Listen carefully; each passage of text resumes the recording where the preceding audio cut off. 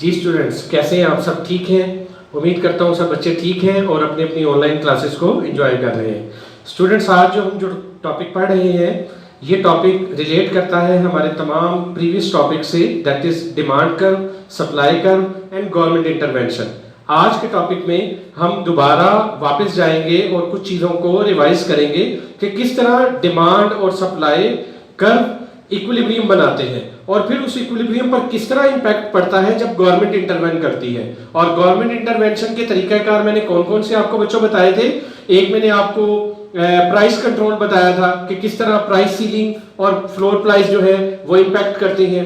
फिर इसी तरह से मैंने आपको जो है एक और मेथोडोलॉजी बताई थी कि टैक्सेस गवर्नमेंट के जो है वो इंटरवेंशन करते हैं मार्केट इक्विलिब्रियम पर, डिमांड सप्लाई और प्राइस पर। फिर इसी तरह और भी बहुत सारी मेथोडोलॉजीज हैं जो गवर्नमेंट की इंटरवेंशंस आती हैं, जिनमें हम कोटे का नाम आपने शायद सुना हो कि जो इंपोर्ट और एक्सपोर्ट किया जाता है उसके रिलेटेड कोटा है, मार्केट में गवर्नमेंट की सब्सिडीज हैं। इस तरह गवर्नमेंट की इंटरवेंशन रहती है।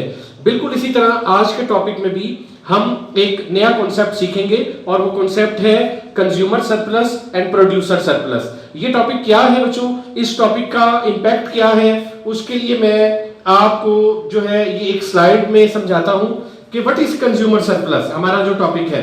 और देखें इसको हम रिलेट करेंगे डिमांड कर्व से और प्रोड्यूसर सरप्लस को किससे रिलेट करेंगे, हम सप्लाई कर्व से। इनको रिलेट करने के बाद ये तो होगा बेसिक कॉन्सेप्ट, इसकी प्रैक्टिकल एप्लीकेशन क्या है, हम कंज्यूमर सरप्लस और प्रोड्यूसर सरप्लस क्यों पढ़ेंगे, इसका मार्केट में प्रैक्टिकली आपकी जिंदगियों पर क्या इंपैक्ट है। तो बच्चों उसका जवाब एक सिंपल सी लाइन में मैं आपको देता हूं और वो एक सिंपल सी लाइन ये है कि जब हम economics, subject matter of economics study करते हैं तो सब्जेक्ट मैटर ऑफ इकोनॉमिक्स तमाम चीजों को सर्कुलेट करते हुए एक मेजर नुक्ते पर आकर रुक जाती है कि subject matter of economics is all about स्कर्स resources and unlimited desires. जब ख्वाहिशात बहुत ज्यादा हों और रिसोर्सेज थोड़े हों तो वहां पर एक कंज्यूमर, एक प्रोड्यूसर, एक सोसाइटी की वेलबींग, वेलफेयर किस तरह अचीव की जा सकती है, किस तरह इन लिमिटेड रिसोर्सेज को इस्तेमाल करते हुए अपनी वेलबींग को, वेलफेयर को मैक्सिमाइज किया जा सकता है। इस चीज का स्टडी करना इकोनॉमिक्स कहलाता है। तो बच्चों जो टॉपिक हम आज पढ़ेंगे कंज्यूमर सरप्लस और प्रोड्यूसर सरप्लस, ये कॉन्सेप्ट सीखने के बाद ये भी डायरेक्टली रिलेट होगा कि इसका इंपैक्ट क्या पड़ता है मार्केट की वेलफेयर पर। तो बच्चों इसका जो मकसद है वो यही है और इस टॉपिक में हम चलते हैं वेलफेयर इकोनॉमिक्स को डिस्कस करते हैं कि वेलफेयर इकोनॉमिक्स होती क्या है, कि हम अपने रिसोर्सेज को इस तरह एलोकेट करें कि ये जो रिसोर्सेज है ये इकोनॉमी की ओवरऑल वेलबींग को किस तरह इंपैक्ट करती है। और रिसोर्सेज क्या है, रिसोर्सेज से मुराद ये है कि हम अपनी लैंड, लेबर, कैपिटल, ऑर्गेनाइजेशन को किस तरह इस्तेमाल करते हैं, हमारी प्रोडक्शन पर, हमारी डिमांड पर, हमारी प्राइसेस पर क्या इंपैक्ट आता है। इन तमाम चीजों का अल्टीमेटली इंपैक्ट आएगा वेलबींग पर। और वेलबींग को हम तीन तरह स्टडी करेंगे, हम कंज्यूमर की वेलफेयर को स्टडी करेंगे, हम प्रोड्यूसर की वेलफेयर को स्टडी करेंगे और फिर दोनों को कंबाइन करके मार्केट की वेलफेयर यानी दोनों का जो मार्केट एफिशिएंसी है कंज्यूमर एंड प्रोड्यूसर सरप्लस को वेलफेयर को कैलकुलेट करेंगे और उसको स्टडी करेंगे। तो सबसे पहले हम देखते हैं कि वेलबींग ऑफ कंज्यूमर क्या होती है। कंज्यूमर कौन होता है बच्चों? आप सब जानते हैं कि एक कंज्यूमर वो होता है, वो शख्स जो गुड्स एंड सर्विसेज को कंज्यूम करता है। यानी हम सब लोग जब अपने आप को कंज्यूमर कहलाते हैं तो कंज्यूमर के अकॉर्डिंग हमारी कुछ माइंडसेट होता है और वो माइंडसेट क्या है उसको मैंने नाम दिया है WTP, willing to pay. Willing to pay और विलिंग टू पे क्या है, willing to pay for a good is the maximum amount that buyer will pay for that good. आप मार्केट जाते हैं और आप कोई चीज खरीदना चाहते हैं, कोई प्रोडक्ट खरीदना चाहते हैं तो आप अपने जहन में उसकी कोई ना कोई कीमत जरूर तय करते हैं। अच्छा बच्चों, मैं एक बहुत इंपॉर्टेंट बात बताने लगा हूं और वो सबसे इंपॉर्टेंट बात यह है कि ये जो मैं आपको एग्जांपल दे रहा हूं प्रोडक्ट की, गुड की, ये आपके टॉपिक को समझाने के लिए है। कंज्यूमर सरप्लस और प्रोड्यूसर सरप्लस का स्कोप इससे बहुत ऊपर है। उसका स्कोप मैं आपको लास्ट में बताऊंगा। अभी मैं आपको सिर्फ टॉपिक सिखाने के लिए ये एग्जांपल दे रहा हूं कि फर्ज करें आप मार्केट में कोई एग्जांपल है, आप कोई प्रोडक्ट लेने के लिए जाते हैं और आप अपने जहन में सोचते हैं कि अगर ये ऑक्शन होने वाली प्रोडक्ट या इसकी बार्गेनिंग करके मैं उसको किसी एक मखसूस कीमत पर खरीदने के लिए तैयार हूं, तो वो आपकी वो पोजीशन होगी, वो पॉइंट होगा जिसको आप कहेंगे विलिंग टू पे, कि मैं फर्ज करें एक आईपॉड खरीदना चाहता हूं और उसको 400 रुपए में खरीद लूंगा, तो आप जो मैक्सिमम पे करेंगे या पे करना चाहेंगे वो आपकी विलिंग टू पे प्राइस होगी, जहां पर आप उस प्रोडक्ट को खरीदने के लिए एग्री होंगे। अगर आपको वो चीज उससे कम कीमत पर मिल जाए तो आपको फायदा है, नुकसान है? जी हाँ, लाजमी बात है, आप तो बहुत खुश होंगे और यही खुशी आपकी वेलफेयर को, वेलबींग को नॉमिनेट करती है, जिसको हम इकोनॉमिक्स में कंज्यूमर सरप्लस का नाम देते हैं। तो देखिए बच्चों, 4 बायर्स हैं, वो खरीदना चाहते हैं, जिशान है वो पे करने के लिए तैयार है, एक ऑक्शन की प्रोडक्ट है मार्केट में और अभी ऑक्शन होना है, सेल अभी उसकी जो है वो प्राइस आना है, तो उसको 250 तक खरीदने के लिए तैयार है। नबील 170 पे करने के लिए तैयार है, 175। अदील उसको 300 तक खरीदने के लिए तैयार है और जमाल उसको कितने में खरीदने के लिए तैयार है? 125। अगर उस प्रोडक्ट की कीमत 130 डिटरमिन हो जाती है तो जमाल जो है इसको विलिंग टू पे से एक्सेप्ट नहीं करेगा और वो इस मार्केट की बार्गेनिंग से निकल जाएगा। और अगर उसकी कीमत 200 सेट हो जाती है तो जमाल के साथ साथ और कौन, नबील भी उसको खरीदने से निकल जाएगा। तो बच्चों, यही विलिंग टू पे डिटरमिन करती है कि कौन से खरीदार कीमत पर डिटरमिन करेंगे कि कौन से खरीदार किसी एक मखसूस कमोडिटी को खरीदने के लिए तैयार है और कौन कौन से खरीदार हैं जो इसको खरीदने के लिए तैयार नहीं है। और जिस कीमत पर वो खरीदना चाहते हैं और जिस कीमत पर वो खरीदते हैं उसका डिफरेंस ही कंज्यूमर का सरप्लस कहलाता है और कंज्यूमर की वेलबींग कहलाती है। कंज्यूमर सरप्लस उसका इकोनॉमिक नेम है और कंज्यूमर सरप्लस का दूसरा नाम ही वेलबींग ऑफ कंज्यूमर है। तो चाहे कंज्यूमर सरप्लस का नाम लूं या वेलबींग ऑफ कंज्यूमर का नाम लूं, दोनों का मतलब बच्चों एक ही होगा। तो देखिए बच्चों, हम कंज्यूमर सरप्लस के लिए जो एक क्वेश्चन है वो मैंने बनाया। फर्ज करें कि वही आईपॉड 200 रुपए उसकी बार्गेनिंग पावर तय पाती है, तो उसको कौन खरीदने के लिए तैयार होगा? 200 में जिशान खरीदेगा? नहीं। अदील खरीदेगा? नहीं। तो 200 प्राइस पर उसके कितने खरीदार बने? 175 और 122 वाले। नबील एंड जमाल कितने बन गए बच्चों? तो देखें बच्चों, ये प्योरली डिमांड से रिलेट है या नहीं है? तो इसीलिए मैंने इसको कंज्यूमर सरप्लस को डिमांड से रिलेट किया था। तो बच्चों, इससे आगे देखिए, हम नेक्स्ट पर चलते हैं और यहीं से हम इसका डिमांड कर्व बनाते हैं। अब देखें बच्चों, इस कर्व को देखते हुए ये टेबल खुद से ड्रॉ करें। एक साइड पर आपने प्राइस लिख दी, एक पर आपने उसको खरीदने वाले जो खरीदार हैं उनके नाम लिख दिए और उसकी डिमांड लिख दी। मुझे बताएं 300 एंड अप से उसको खरीदने वाले कितने खरीदार हैं उन चारों में? कोई भी नहीं, 0। और 250 से 250 1 से लेकर 300 तक उसको खरीदने वाला कौन है? This one, Adeel. बच्चों, ये मैंने जानबूझकर नेम अप डाउन किए। आप चाहते तो 300 पहले लिख लेते, 250 बाद में लिख लेते, 175 थर्ड पर लिख लेते, 125 फोर्थ पर लिख लेते। तो मैंने आपको ये इसीलिए जो है वो मिक्स करके दिए ताकि आपको देखने की जो है वो एक तलाश करने की जो है वो एफर्ट हो, जुस्तजू हो। तो देखिए, अदील है जो खरीद, तो अदील कितने हैं? अच्छा, 176 से 250 कितने लोग हैं? एक तो अदील हो गया, फौरी ले लेगा, और दूसरा कौन हो जाएगा 250 में? जिशान। तो इस अगर प्राइस मार्केट में डिटरमिन होती है इन दो रेंजेस के दरमियान में, तो कितने खरीदार बनते जाएंगे? तो देखो बच्चों, जैसे जैसे कीमत कम होती जा रही है, खरीदारों की तादाद क्या होती जा रही है? बढ़ती जा रही है। तो लॉ ऑफ डिमांड क्या था? कीमत कम होगी तो डिमांड बढ़ेगी। इसी तरह यहां पर इसकी डिमांड जो है वो 3 हो जाएगी और 125 अगर रेंज आ जाए तो फिर उसकी प्राइस क्या आ जाएगी? उसकी डिमांड कितनी आ जाएगी बच्चों? 4 तक जो है वो डिमांड चली जाएगी। तो हमने एग्जांपल भी कितने खरीदारों की ली? 4 की।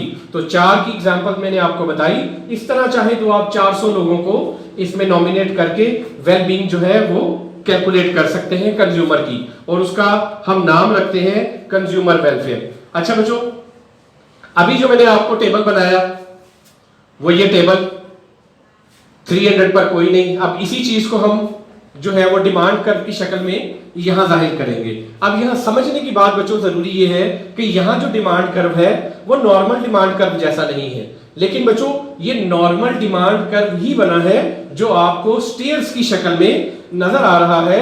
इसी से हम अपना नॉर्मल डिमांड कर्व बनाएंगे, इसलिए आपको ये बनाना आना चाहिए। तो देखो बच्चों, इसे बनाने के लिए कोई मैंने मखसूस कोई तरीकाकार जो है अडॉप्ट नहीं किया, सिर्फ रेंजेस लिखी। यहां हम क्वांटिटी लिखते हैं तो 0 से लेकर कहां तक है बेटो 1 2 3 4। आपकी प्राइस 0 से कहां तक जा रही है 300 एंड अप, तो मैंने मैक्सिमम कहां तक लिख दी 350। ये आपकी प्राइस का कॉलम है, ये आपका क्वांटिटी का कॉलम है। बच्चों इसे बनाने का बड़ा सिंपल सा तरीकाकार है। 300 एंड अप पर क्वांटिटी डिमांडेड 0 है, क्वांटिटी डिमांडेड 0 300 एंड अप। ये देखें लाइन लगा दें 300 एंड अप। फिर 251 से 300 तक जो मार्केट में डिमांड है वो 1 है। तो देखिए बच्चों 1 कहां है, ये है 251 से 300। लुक एट दिस, ये 251 250 से जरा सा अब, और 300 का है, ये है बच्चों। तो देखें ये 2 पॉइंट आ गए।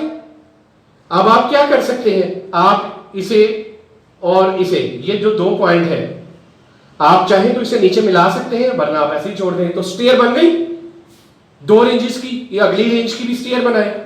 176 और 250 को आपने मिलाना है 2 से। तो देखें 175 से अबव आप देख ले 150 यहां करके होगा, ये पॉइंट एक और दूसरा पॉइंट क्या है 250, वो ये पॉइंट आएगा। तो आपने जब इन दोनों को मिलाया तो आपके पास ये रेंज बन गई जिसको खरीदार कितने हैं 2 हैं। इसी तरह 3 खरीदार कितने 126 से लेकर कहां तक 175 तक, ये है खरीदार। फिर इसी तरह 0 से 125 तक जो खरीदार है वो हमारे 4 है। तो 0 से लेकर 125 तक के जो खरीदार है वो बच्चों ये है मेरे पास। अब आप इन्हें अगर इस तरह ज्वाइन कर देते हैं तो आपके पास स्टेयर्स की शक्ल में एक डिमांड कर्व डेवलप होता है जो एक नेगेटिव रिलेशन को शो करता है प्राइस और क्वांटिटी में, कि जैसे जैसे प्राइस कम हो रही है लोग मार्केट में जो खरीदार हैं वो बढ़ते जा रहे हैं।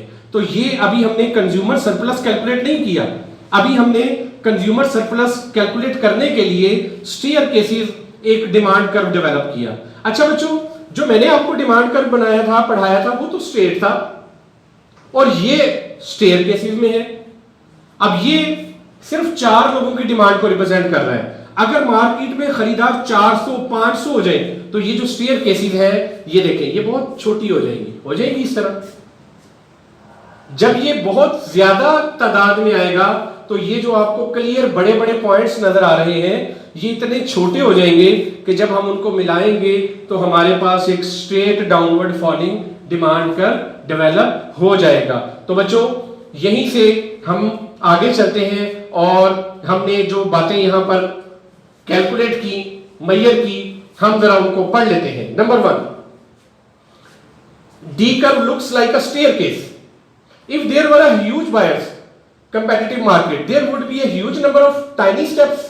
4 की जगह 400 होते तो छोटे छोटे बनते और ये कैसा बन जाता हमारा एक स्मूथ कर्व बन जाता इस तरह जो हम नॉर्मल डिमांड कर्व बनाते हैं। तो ये मैंने आपको साबित किया कि ये भी डिमांड कर्व है बच्चों। अब हम इस पर कंज्यूमर सरप्लस कैलकुलेट करते हैं।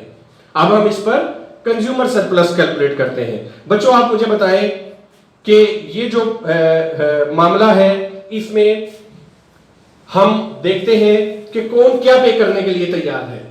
300 अदील, 250 से 300 जीशान, 175 से 250 नबील और 125 से अबव जमाल। ये वो 4 लोग हैं जो हमने अपने टेबल में बताए थे कि मुख्तलिफ तरह की प्राइसेस पर प्रोडक्ट के लिए पे करने के लिए तैयार है। बच्चों एक आम जिंदगी में ये एक आम कंज्यूमर की जब हम ये ऑप्शन बताते हैं, तो ये तो बड़ा सिंपल सा टॉपिक लग रहा है, लेकिन ये कंज्यूमर सरप्लस और प्रोड्यूसर सरप्लस सिर्फ एक आईपॉड खरीदने के लिए, दूध खरीदने के लिए, घी खरीदने के लिए, एक गाड़ी खरीदने के लिए इस्तेमाल नहीं होता। सबसे ज्यादा जो इसका इस्तेमाल है वो इंटरनेशनल ट्रेड में है, जहां पाकिस्तान और एक फर्ज करेंगे एक मुल्क है जापान, और वो दोनों एक प्रोडक्ट बना रहे हैं, तो वहां पर इसका कंपैरिजन किया जाता है कि पाकिस्तान एक प्रोडक्ट को खरीदने के लिए कितने में खरीदने के लिए एग्री है, और आगे से जापान से उसको वो प्रोडक्ट कितने में मिलेगी फर्ज करें, तो उसका जो डिफरेंस होगा वही पाकिस्तान का कंज्यूमर सरप्लस होगा। और जो डिफरेंस मिलेगा प्रोड्यूसर की तरफ से, फर्ज करें जापान उसको बेचने के लिए कितने का एग्री है और वो पाकिस्तान को कितने पर एग्री करवा लेता है बेचने के लिए, उसका जो डिफरेंस निकलेगा वो जापान का प्रोड्यूसर सरप्लस निकलेगा। तो सबसे ज्यादा कंज्यूमर सरप्लस और प्रोड्यूसर सरप्लस का जो रोल है वो इंटरनेशनल ट्रेड में है, पूरी दुनिया के साथ ट्रेड में है। मैं आपको ये टॉपिक समझाने के लिए एक आईपॉड की गाड़ी की एग्जांपल दे रहा हूं। ये टॉपिक जो है इसका स्कोप यहां से माइक्रो लेवल से निकलकर मैक्रो लेवल पर, इंटरनेशनल लेवल पर जाता है। तो बच्चों ये लोग हैं जो इसको खरीदने के लिए तैयार हैं। आप इनकी जगह कंट्रीज भी लिख सकते थे, पाकिस्तान, श्रीलंका, मालदीव, भूटान। तो यही चीज हम एक मुल्क से निकालकर इंटरनेशनल ट्रेड में लेके जा सकते हैं। तो बच्चों टॉपिक समझना जरूरी है, फिर उसके बाद हम वहां से बड़ी आसानी से जो है उनका वेलबींग या कंज्यूमर सरप्लस या कंट्री सरप्लस और प्रोड्यूसर सरप्लस जो है सप्लायर सरप्लस निकाल सकते हैं। तो बच्चों कंज्यूमर सरप्लस क्या बना, जो विलिंग टू पे है एक कंज्यूमर और एक्चुअल प्राइस, फर्ज करें आप 400 विलिंग टू पे है और एक्चुअल प्राइस डिटरमिन हुई 350, तो जो दरमियान में डिफरेंस है वो कंज्यूमर का क्या निकलेगा, सरप्लस, या एक और नाम भी मैंने बताया था अपने बच्चों को, वेलबींग। तो देखें बच्चों, फर्ज करें मार्केट में उसकी प्राइस कितनी तय आ गई 260, जिशान कितने में खरीदने के लिए तैयार था वो 250। जिशान इस सिस्टम से, इस बार्गेनिंग से कट हो जाएगा, चाहे वो कंट्री है या कोई पर्सन है। इसी तरह तो ये भी नहीं, ये भी नहीं, और सिर्फ अदील जो है वो इससे ज्यादा प्रोडक्ट की प्राइस पे करने के लिए तैयार था, या पर्टिकुलर कंट्री थी और उसको कितना सरप्लस मिलेगा 40। क्यों, मार्केट में प्राइस डिटरमिन हुई 260 और पे कितना करने के लिए तैयार था 300, तो जो डिफरेंस निकला वो हमारे पास कंज्यूमर की वेलबींग निकली। तो इस तरह बच्चों मैंने आपको कंज्यूमर सरप्लस का फाइंड करने का तरीकाकार बताया। उससे पहले मैंने आपको बताया कि प्राइस कैसे डिटरमिन हुई, और उससे पहले बताया कि विलिंग टू पे, कंज्यूमर क्या पे करना चाहता है, उससे मतलब क्या है, और इससे पहले मैंने आपको बताया कि ओवरऑल वेलबींग या सरप्लस का मतलब क्या होता है। तो बच्चों इस कंज्यूमर सरप्लस से जरिए हम अभी इसको डायग्राम पर अगर रिप्रेजेंट करें तो देखें, हमने निकाला था ना अदील, देखो बच्चों ये डायग्राम बिल्कुल वैसे ही बनी है। आपने वही वाई एक्सिस और एक्स एक्सिस ड्रॉ किए, क्वांटिटी ली, प्राइस ली, वो टेबल के मुताबिक 300 एंड अबव 0, 250 से 251 से लेकर 300 तक जो है वो हमने ये स्टेयर केसेस बनाए थे। अब फर्ज करें मार्केट में प्राइस क्या डिटरमिन हो गई 260, तो देखें बच्चों 260 और 300 के दरमियान जो गैप निकला वो अदील का क्या निकल आया, कंज्यूमर सरप्लस निकल आया, क्योंकि अदील उसके लिए 300 पे करने के लिए एग्री था, और मार्केट में जो प्राइस डिटरमिन हो गई वो डिटरमिन हो गई 260, तो जो दरमियान में डिफरेंस है वो निकला बेटो 40 का, और यही 40 कंज्यूमर का, अदील का सरप्लस निकल आया। अब अगर ये प्राइस कम हो जाए 260 से और कम हो जाए, फर्ज करें प्राइस कितनी हो गई 220, तो अदील का जो सरप्लस है वो पे कितना करना चाह रहा था 300, प्राइस कितनी डिटरमिन हो गई, तो उसका सरप्लस बढ़ गया। तो इसका मतलब ये हुआ कि कंज्यूमर का सरप्लस तब बढ़ता है जब उस चीज की कीमत पहले से कम हो जाए। जब उस चीज की कीमत पहले से कम हो जाए तो कंज्यूमर का सरप्लस बढ़ जाता है। इसी तरह इंटरनेशनल ट्रेड में जिस मुल्क से चीज मंगवानी है, इंपोर्ट करवानी है, अगर वहां से इंटरनेशनल मार्केट में जैसे आजकल के दिनों में पेट्रोलियम की प्राइसेस कम हो गई ना, तो पाकिस्तान का जो कंज्यूमर एज ए सरप्लस है, पाकिस्तान पूरी इकोनॉमी एक कंज्यूमर है, तो उसका सरप्लस पहले से क्या होता जा रहा है, बढ़ता जा रहा है। और वही चीज आपको मार्केट में कम पेट्रोल की कीमत जो 120 रुपए 12-15 रुपए पर पहुंच गई थी, वो आप 80 रुपए में, और आने वाले दिनों में शायद और कम हो, तो आपको वहां से कंज्यूमर सरप्लस आपका बढ़ता जाएगा। तो देखो बेटो, कंज्यूमर सरप्लस कहां से कहां तक होता है? जो प्राइस मार्केट में डिटरमिन होती है डिमांड कर्व का लोअर पोर्शन, वो पोर्शन डिमांड कर्व का जो वो विलिंग टू पे है, उससे लेकर जो मार्केट में प्राइस डिटरमिन हो गई, ये सारा एरिया एक्चुअली कंज्यूमर का सरप्लस कहलाता है। अब विशान भी मार्केट में जो है वो एंटर हो गया इस प्राइस पर, वो उसके लिए कंज्यूमर कितना हो गया 30। तो ओवरऑल पूरी इकोनॉमी को जो सरप्लस मिला वो कितना मिला?